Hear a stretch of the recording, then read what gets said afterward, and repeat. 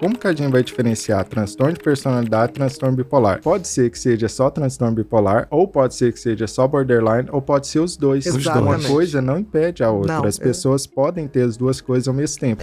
Enquanto eu clinicava, eu via muito isso. Pessoas que chegavam, que depois eu constatava, na maioria das vezes era até borderline, e as pessoas vinham todas com diagnóstico bipolar. E tratada para lítio. Mas, ao mesmo tempo, eu sempre notava que o transtorno de personalidade instável, ou borderline, ele tá ali desde a adolescência. Muito. Ele tá ali um pouco antes. Não foi uma coisa que começou a ciclar. A pessoa já era instável. É muito importante.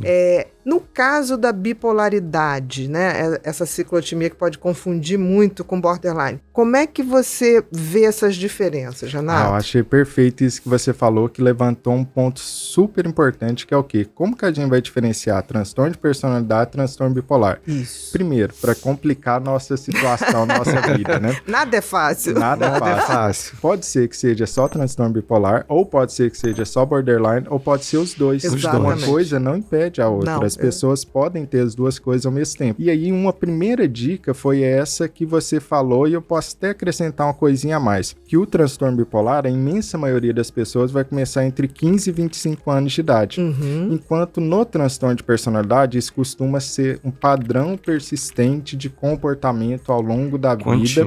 E você vai ver sinais desde ali do infância, adolescência, continuamente ao longo da vida. Enquanto o transtorno bipolar tende a ser mais episódico. Então, a pessoa pode fazer uma depressão e aí ela fica eutímica, que seria uma palavra que quer dizer ela fica bem, estável. É estável, né? Exato. E depois ela tem um outro episódio, né? E o que eu acho que o que mais diferencia é se a gente olhar para as relações afetivas. No transtorno de personalidade emocionalmente estável ou borderline, a gente tem o quê? Um afeto inseguro. Essa pessoa tem uma dificuldade de se vincular a outra.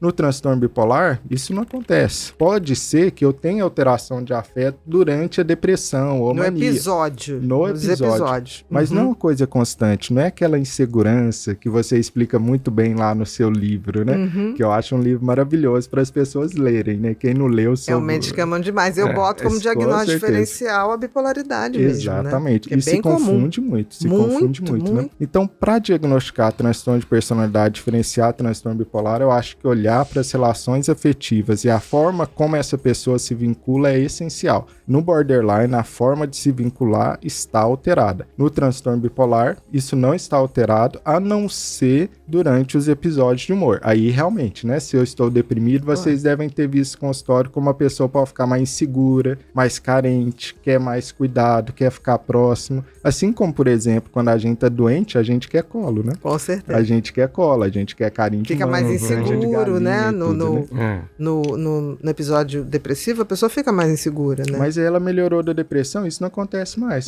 Ela tem um vínculo seguro, ela tá bem com os outros, né? Mas pode se confundir bastante. E lembrando que o transtorno bipolar começa 70% antes dos 30 anos. Ou seja, é um início que é de jovens... ou final de adolescência. Final de adolescência para a vida adulta. Exatamente, né?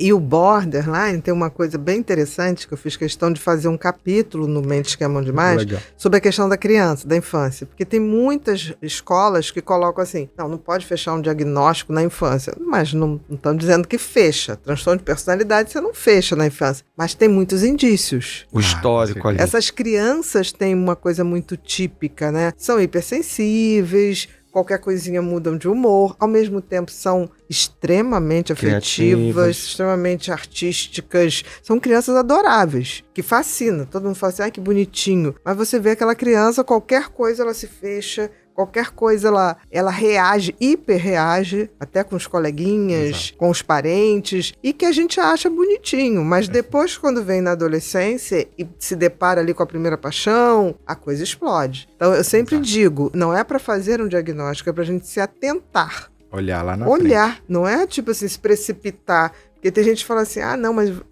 você não pode rotular. Não é uma questão de rotular, pelo contrário, é uma questão de estar atento a algo que está por vir.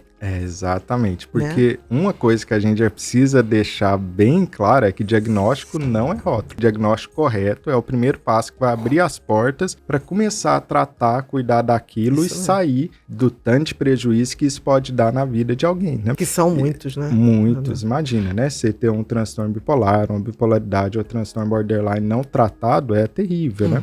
E tem uma coisa que é comum entre borderline e transtorno bipolar também na infância e adolescência, que é o estresse crônico. Pode ser que você não tenha estresse precoce na sua vida, mais pra frente você vai ter depressão. Pode ser que você tenha uma infância maravilhosa, nunca teve nada. Mas as pesquisas contam pra gente o quê? Se você tem estresse precoce, isso altera a forma como seu cérebro vai operar ao longo da sua vida inteira e aumenta o risco, influencia a chance de você vir a ter depressão. Não quer dizer que é certeza, nada da vida é certeza. É uma probabilidade. Exato, não é um fato, tipo, eu estou destinado, eu nasci assim, eu cresci assim, vou morrer assim. Síndrome de Gabriela. Exatamente, né?